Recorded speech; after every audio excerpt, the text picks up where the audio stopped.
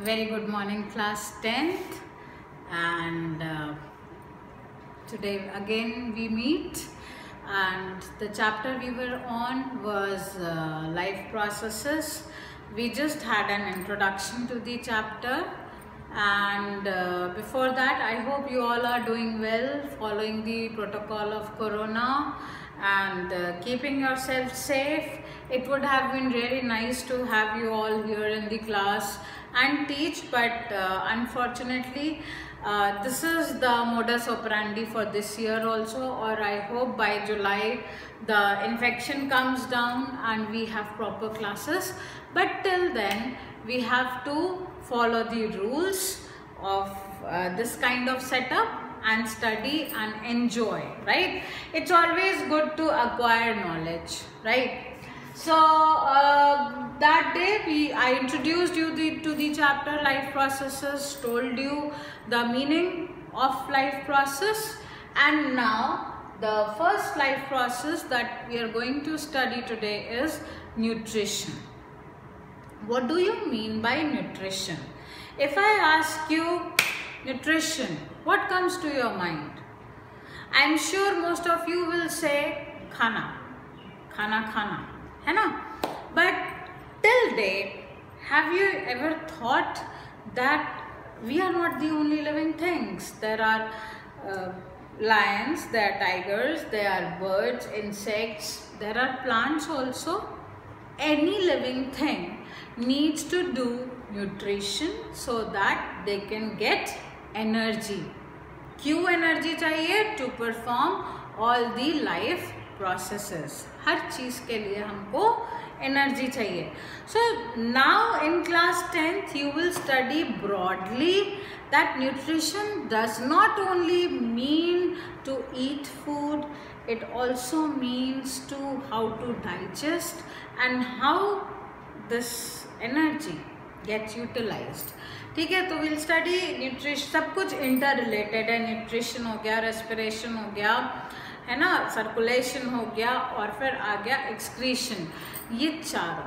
तो न्यूट्रिशन में पूरा डाइजेशन आता है कि किस तरह से डाइजेस्ट हुआ खाना. If you recollect the chapter number 2 of class 7th and chapter number 1 also, 1 was nutrition in plants, 2 was nutrition in animals. आपको ये बात अच्छे से याद आ जाएगी कि प्लांट्स भी फोटोसिंथेसिस करते हैं. And what all they do, we will study in detail. So how do living things get their food? जितने सारे तरीके के living things हैं, everything has different way to acquire food, with different way to eat food, है ना. Like mosquito हो गई, honey bee हो गई, they suck, right? If you see the carnivores, they tear, right? If you see the herbivore, they chew it a lot, right? So if you see the plants, वो तो बहुत ही smart हैं, autotroph हो गए हैं और वो अपना खाना खुद से ही बना लेते हैं, है ना. हम लोग प्लांट से, एनिमल से फूड कलेक्ट करते हैं and then we cook it up. we don't make food, we cook food and then we eat. Either we eat raw vegetables as salads, we eat fruits, or we cook it up, right? So let's begin with the autotrophic nutrition. Autotrophic. Auto means self. ठीक है, आपने देखी होगी auto start है. मैंने एक scooty ली जो auto start है, खुद से हो जाती है. तो trophic is eating food, acquiring food. So वो living creatures who can prepare their own food, they are called autotrophic nutrition. The green world around you does autotrophic nutrition. How? Photosynthesis. मैंने अभी तक आपको कुछ भी नया नहीं पढ़ाया, आपकी नॉलेज को मैंने सिर्फ रिकलेक्ट कराया, ठीक है. अब 10th में हम लोग थोड़ा सा डिटेल और पढ़ेंगे, 11th में आप लेंगे तो और डिटेल जाएंगे. बट चलिए 10th में ऑटोट्रॉफिक न्यूट्रिशन आ गया. कैसे होता है भाई ये autotrophic nutrition? Let us know more about it. Mom's screen is not shared. Okay. अच्छा. Thanks for telling me, Swasti. Let me share it. I shared it, but then I tried something else. Okay. I'm sure it is visible now. Yes, ma'am. Okay. Yes, ma'am. So autotrophic nutrition, right? Let us know more about it, and we'll study about the experiments also. Children, it is very important to know the experiments. This batch of class 10 2021, I won't say lucky, but unfortunately they could not give the exam. आपके संग ऐसा कुछ नहीं होगा, because we learn from our mistakes and second wave is our mistake. Definitely government and the people, everyone is learning, and next year आपका proper exam होगा. आपके syllabus में कोई रिडक्शन नहीं है. CBSE has already mention this, right. So autotrophic nutrition पे आते हैं. जितनी भी बातें मैं बोल रही हूँ प्लीज़ ध्यान से सुनिएगा, क्योंकि इट इज़ इम्पॉर्टेंट, राइट.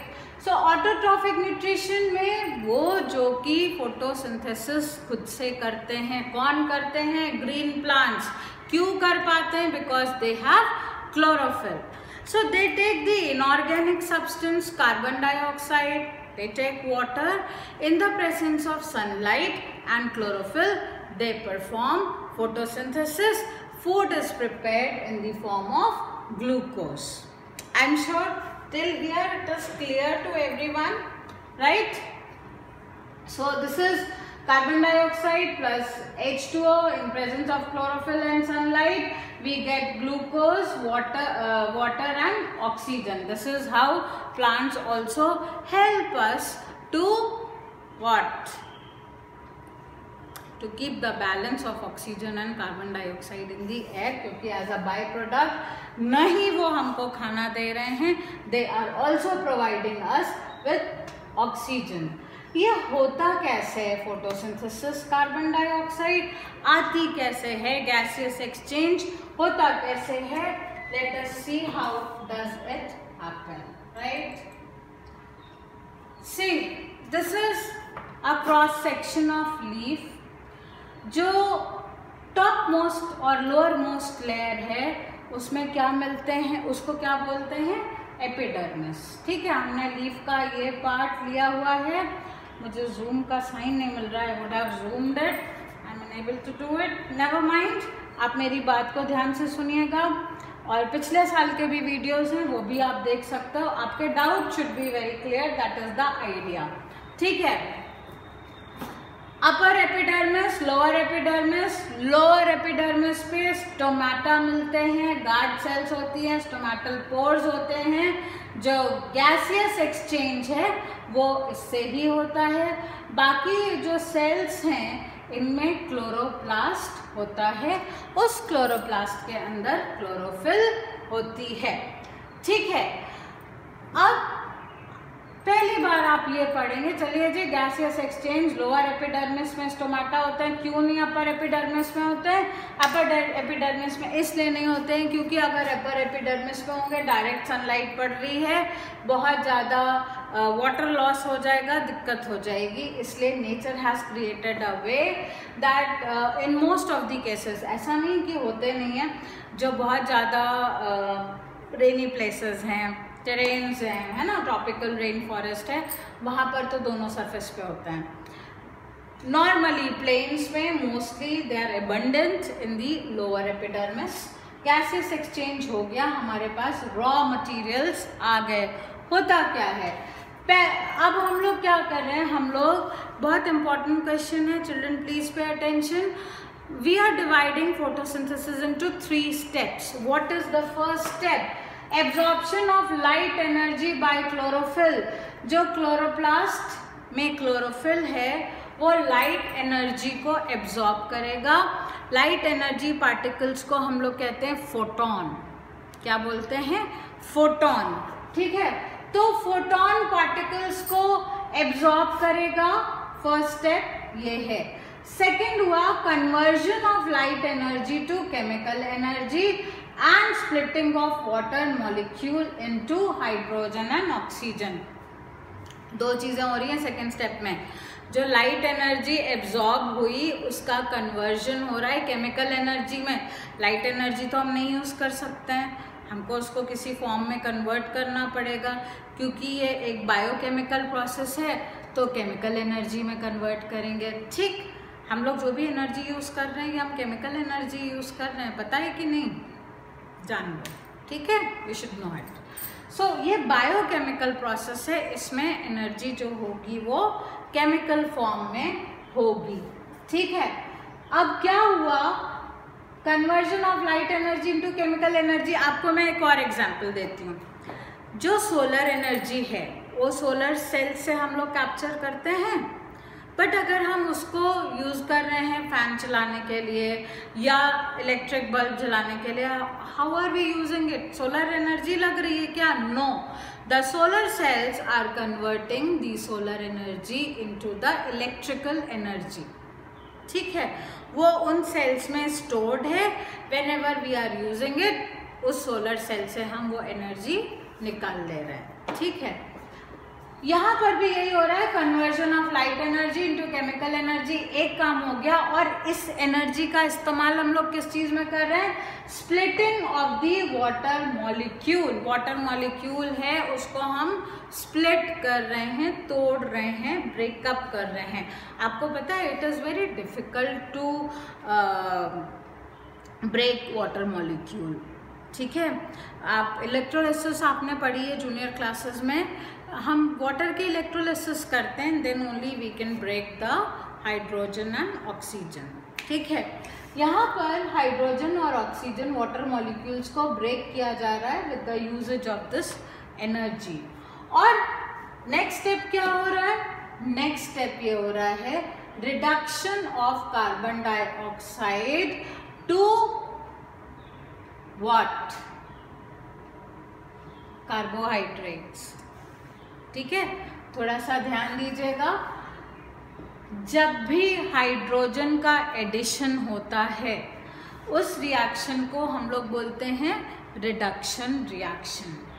जब भी ऑक्सीजन का एडिशन होता है किसी रिएक्शन में, प्लस के बाद ऑक्सीजन है, हम उसको बोलते हैं ऑक्सीडेशन रिएक्शन।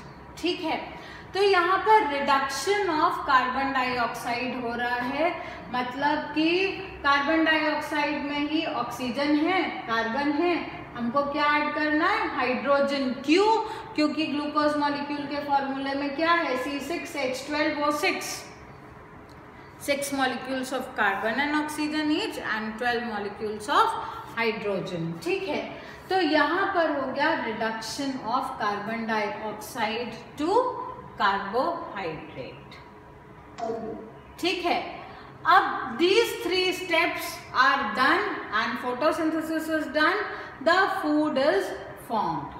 एक क्वेश्चन ये आता है कि क्या फोटोसिंथेसिस सारे दिन होती रहती है कि कहीं पर हम रोक सकते हैं और बाद में भी कर सकते हैं?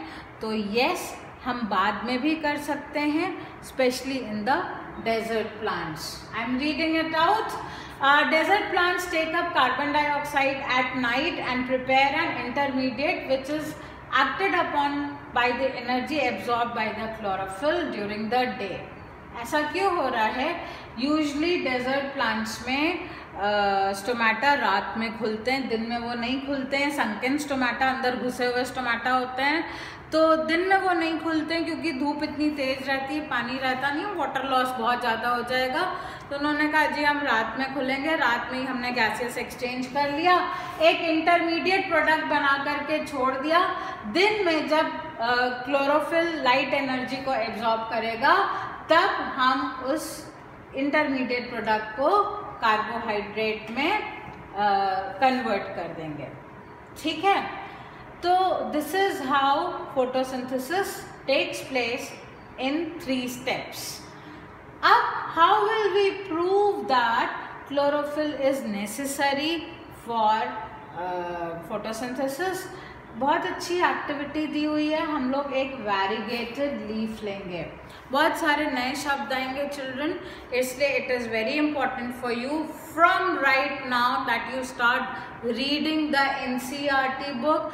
This is the mother book. इस बुक के अलावा आपको कुछ भी ज़रूरत नहीं है। Take my word, for biology you do not need any other book. आप अगर एस्टांत वगैरह लेते हैं उसमें ज़रूरत से ज़्यादा दिया हुआ है, इट इज़ नॉट रिक्वायर्ड। ठीक है, हम लोग NCERT is the mother book, question paper is prepared from it. Any doubt you read, if you have any doubt you will ask me, there will be no doubt if you don't read. So the moment you start asking question, I understand that yes, the child is reading. चलिए, हमने वैरीगेटेड leaf ली, मतलब कि croton की पत्ती ली। वैरीगेटेड मतलब पूरी की पूरी लीफ ग्रीन नहीं थी, बीच बीच में ये वाइट थे, मतलब कि वहाँ पे क्लोरोफिल नहीं है। ठीक है, और हमने ये इससे उसके लीफ पे मार्क कर लिए कि भाई कहाँ कहाँ पे क्लोरोफिल था। ठीक है, अब हमने क्या किया, एक डबल बॉयलर लिया। और डबल बॉयलर क्यों? क्योंकि हम इसको अल्कोहल में बॉईल करने जा रहे हैं। अगर हम अल्कोहल को डायरेक्ट फ्लेम पे रख देंगे there will be a blast, you might get hurt, so we will use a double boiler. मतलब कि एक बीकर में हम पानी लेंगे, या वाटर बाथ भी उसको बोलते हैं, और उसको बॉईल करेंगे और उसमें एक टेस्ट ट्यूब में अल्कोहल में एक पत्ती डाल देंगे जिसमें हमने मार्क करा हुआ है कि कहाँ कहाँ पर क्लोरोफिल था। Right, so when we will boil the leaf in the double boiler, after some time the chlorophyll will break, the chemical bonds will break, and eventually we will get a creamish muddy colour leaf. पूरी leaf का colour same हो गया, सिर्फ उस पर जो pen की आपकी मार्किंग थी वही रह गई। ठीक है, वो नहीं जाएगी। तो अब हमारे पास पूरी एक क्रीमिश लीफ है। हम लोग किस सॉल्यूशन का यूज़ करेंगे स्टार्च टेस्ट के लिए? हम लोग यूज़ करते हैं हमेशा आयोडीन, है ना। आपने क्लास 9th में पढ़ा है, you have studied about it, that for starch test we use iodine solution. We will put a few drops of iodine on this cream colored leaf, and the results are surprising that the marked area which were actually green, they turned blue black, means presence of starch is there in that area. इसका क्या मतलब हुआ कि वहाँ पर chlorophyll था और chlorophyll ने स्टार्च बनाया फोटोसिंथेसिस करके, and that is why these portions they give the starch test. ठीक है, so this is how it is proven that chlorophyll is very important for photosynthesis. ठीक है, एक एक्टिविटी आपकी ये हो गई, इससे बहुत सारे क्वेश्चंस बन सकते हैं। ठीक है, उसके बाद okay, let me come back. The next page is okay, the structure of stomata. चलिए, ये यहाँ तक मैं पूरा पढ़ाऊंगी, ऑटोट्रॉफिक आज मैं ख़त्म कर दूंगी। ठीक है, तो अब हम लोग स्टोमाटा का स्ट्रक्चर देखेंगे। बेटा आप लोग थोड़ा सा ध्यान दीजिएगा, सिट विथ योर पेन और pencil to note it down what I am teaching. Okay, look at the structure of the stomata. ठीक है, this is stomata open and this is stomata closed, right? Now this is stomatal pore. Diagrams में बड़े नए नए तरीके के question आने लगे हैं कि लेबलिंग नहीं करी होगी, एरोज होंगी, you have to mark the arrows, you have to label them and you have to write their functions. बहुत अलग अलग तरीके के क्वेश्चंस आ गए हैं आजकल, तो हम लोग अभी से ही we will be in that mode that any kind of question, the concept is clear, you should be able to answer it. ये स्टोमेटल पोर है और स्टोमेटल पोर के दोनों ओर किडनी शेप्ड या बीन शेप्ड दो सेल्स होती हैं, उनको हम क्या बोलते हैं? We call them guard cells, right. Guard cells में क्लोरोप्लास्ट भी होते हैं और उन गार्ड सेल्स के चारों ओर जो आपको ये ग्रीन सेल्स दिख रही हैं, they are known as the supporting cell या सप्लीमेंट्री सेल या subsidiary cell. Are you clear? ये जो गार्ड सेल्स दो हैं किडनी शेप्ड, इनके चारों ओर जो सेल्स हैं we call them supporting cells, supplementary cells और सब्सिडियरी सेल्स। क्या करते हैं ये, इनका क्या काम है भाई? इनका काम है कि जब स्टोमेटल पोर को क्लोज रहना है, चलो जब स्टोमेटल पोर को ओपन होना है, क्या होगा, इन सपोर्टिंग सेल से पानी गार्ड सेल्स में आ जाएगा और ये स्वेल करेंगी। जब ये स्वेल करेंगी तो इनको बोलेंगे कि they are in the turgid condition, TURGID, they are in the turgid condition. और टर्जिड कंडीशन में ये स्वेल कर जाएंगी and the pore will open. ठीक है, गैसेस एक्सचेंज हो गया। अब हमको पोर बंद करना है, क्या करेंगे? ऑटोमेटिक है सब कुछ। ये गार्ड सेल से पानी वापस सपोर्टिंग सेल्स में चला गया और ये श्रिंक कर गई। जब ये श्रिंक कर गई तो ये चिपक गई और स्टोमेटल पोर क्लोज हो गया। गार्ड सेल्स की इन कंडीशन को हम बोलते हैं प्लासिड कंडीशन, PLACID। ठीक है, तो ये टर्जिड कंडीशन है, ये स्वेल करी है, ये प्लासिड कंडीशन है, तो ये चिपक गई हैं, स्टोमेटल पोर बंद हो गया है। ठीक है, आप ये काम घर पे बलून से कर सकते हो। टेक 2 balloons, फिल वाटर और एयर इनटू इट, बगल बगल रखिए, उनके बीच में स्पेस आ जाएगी। आप हवा निकाल दीजिए, दोनों बलून चिपक जाएंगे। ठीक है, turgid and placid condition, open and close condition. ठीक है, now next activity children is, हम ये बार बार अभी डिस्कस करते रहेंगे तो कोई दिक्कत की बात नहीं है। That it says that how will you prove that carbon dioxide is important for photosynthesis? कोई नहीं जी, हम बिल्कुल प्रूव कर लेंगे। क्या किया हमने, एक ग्रीन प्लांट लिया, उसको हमने एक बेल ग्लास जार से कवर किया और अंदर में एक प्लेट में, डिश में हमने पोटेशियम हाइड्रोक्साइड का पाउडर रख दिया। ठीक है, और ऐसा क्लोज किया कि ये एयर टाइट हो गया, अब हवा नहीं आ जा सकती है, there is no air contact. ठीक है, इसके अंदर, और इसको धूप में रख दिया। क्या हुआ, एक लीफ हमने इसकी पहले तोड़ रखी थी। ठीक है, अब हमने इस सेटअप को 3-4 घंटे, no what we did, I forgot to mention one thing, इस पौधे को पहले हमने 3-4 दिन डार्क रूम में रखा था ताकि इसका सारा स्टार्च जो है वो एनर्जी के लिए इसने यूज कर लिया। Now this plant does not have starch. ठीक है, अब हमने इस डी स्टार्च प्लांट को हमने रखा धूप में, ये सेटअप बना करके इस पे बेल जार रखी और बगल में एक पोटेशियम हाइड्रोक्साइड की प्लेट रखी। साथ में ही हमने एक और पौधा लिया था, उसको भी डार्क रूम में रखा था, उसको भी इनके बगल में रखा, ग्लास जार से कवर किया, लेकिन पोटेशियम हाइड्रोक्साइड नहीं रखा। What will happen? After 3-4 hours in the sunlight, we thought that they have done photosynthesis. We pluck one leaf each from plant A and plant B. What we will observe? We will do the starch test, normal procedure. Both the leaves were boiled in the alcohol in the double boiler, and now we have 2 leaves ready for the starch test. जब हमने starch test किया तो ये वाली leaf तो तुरंत blue black हो गई, पॉजिटिव starch test। इसका कलर चेंज नहीं हुआ। क्यों नहीं हुआ? पता नहीं क्यों नहीं हुआ भाई, चलो देखते हैं क्यों नहीं हुआ।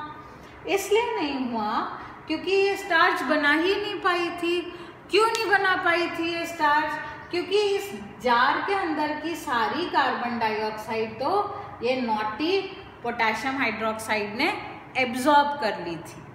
ठीक है, तो पोटेशियम हाइड्रोक्साइड की एक प्रॉपर्टी होती है कि ये सारा कार्बन डाइऑक्साइड एब्जॉर्ब कर लेता है। तो जब ये सारा कार्बन डाइऑक्साइड एब्जॉर्ब कर लिया तो इन